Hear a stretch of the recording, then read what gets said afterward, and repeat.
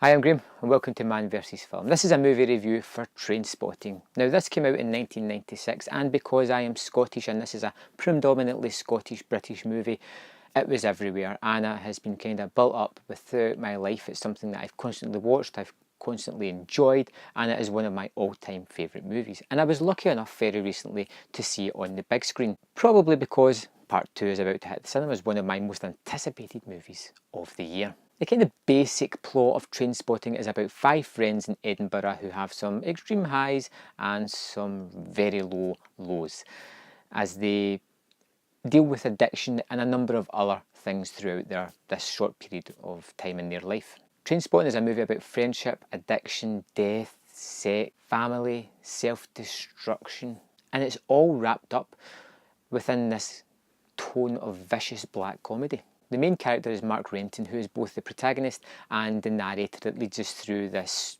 tale of his with brutal honesty and maybe a little bit of sarcastic comments thrown in for good measure. This is Ewan McGregor's breakout role and it's easy to see why. It's a very complex character and a very smart character. He is, as we hear through the narration, completely aware of the choices that he's making in life, even though they are self-destructive, and he just does not care about the consequences for anybody else. There is some highs but some devastating lows in this character portrayal of an addict, and McGregor brings some charm to the role, but in a role that shouldn't really have that kind of aspect to it. But you enjoy seeing Mark, you enjoy spending time with him and seeing him interacting with his friends, and yeah, you do kind of like him come the end of the tale, even though he's doing these despicable and horrible things and the effects that he is quite clearly having on others throughout his addiction. In fact, that can be said for all the cast. They all do fantastic with these characters who are ultimately all kind of despicable people. They're just not nice, yet you see the camaraderie between the group as they all interact, and yeah, some of them may not like certain aspects of each other, but as they say in the movie, he's a mate, what are you going to do? And that's the thing, everybody feels like a fully fledged character. They all have their tics, they all have the thing that identifies them as that person. You know, Sick Boy is some kind of dodgy dealer. You kind of have this aspect of somebody you just wouldn't trust. Then you have Begbie, who is quite clearly a maniac with a drink in him. He wants violence, he likes violence, that is his drug of choice. Then you have Spud, who's just there to ease through life. All he wants is the drugs, the drink, and maybe a woman if he can get his hands on one. And you've got like small tics, like even Sick Boy has this inane knowledge of Sean Connery, which seems like such an arbitrary thing to throw in, but it just kind of fleshes out that character. Then you have Tommy, the sort of good guy of the group, the one that didn't really turn to drugs, likes a drink but doesn't really overdo the substance abuse, and when his tale takes a turn and he becomes an addict and ultimately dies from it, it's kind of cliched. You know, the good clean one, ultimately the one that pays the ultimate price from this. But again, you've bought into these characters that it does actually affect you, and you feel how it affects the other people and how they can feel guilty for acts that they did to bring this on. Like I said, the movie doesn't really shy away from tackling hard-hitting subjects. You know, it tackles these full on.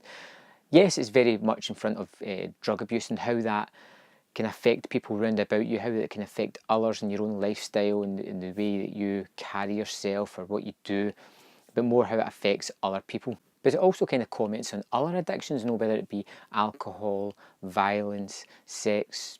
But all the while it does this, it layers it with a kind of humour that shouldn't really fit the subject matter, but it kind of alleviates the tension, but leaves that message firmly there for you to absorb.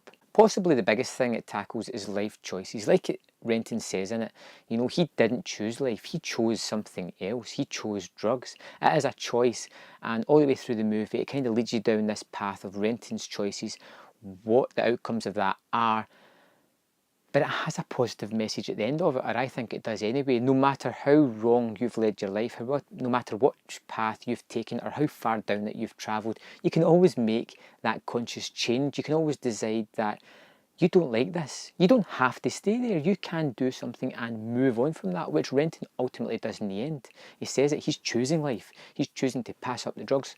Whether or not that happens, we don't know, but we do know that he wants to make that change and is cutting ties with his friends and his old life.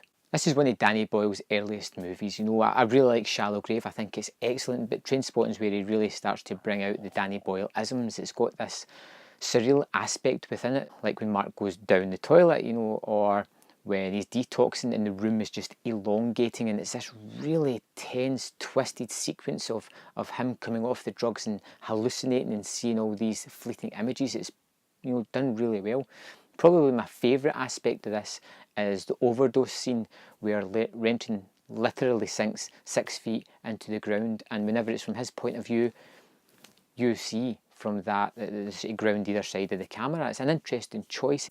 Of course, it's got a thumping soundtrack that goes through this movie as well, and some of the songs are a little on the nose. Most of them are, the lyrics have something to do with parts in the movie, but each and every one of them is an iconic song that just drives this movie along, and the pace of the movie is ridiculously quick, even on rewatches. Even when I know every single line in the movie, this thing moves along at a blistering pace, and that's down to the editing, some of the directing choices, and that music that just pushes this thing along. As you can probably tell, I love Trainspotting. It is easily a 5 out of 5 for me. I am so excited about seeing the second part, whereas normally I would be very, you know, wary of a movie 20 years after there is no fact, because let's face it, they never turn out that great. But Danny Boyle has just got better as a director, and I'm sure he's got a great story that he's going to tell, and I cannot wait to see Trainspotting 2. If you haven't seen the original, please check it out. I think it's a fantastic work of art. So thanks for watching my review of Trainspotting. Let me know in the comments what you thought about it. How do you compensate with the language barrier, with that really harsh, abrasive Scottish accent that we have? Just let me know what you think of the movie. I really want to know. I want to have a little bit of a conversation about this one. So thanks for watching, and I'll see you next time on Man vs Film.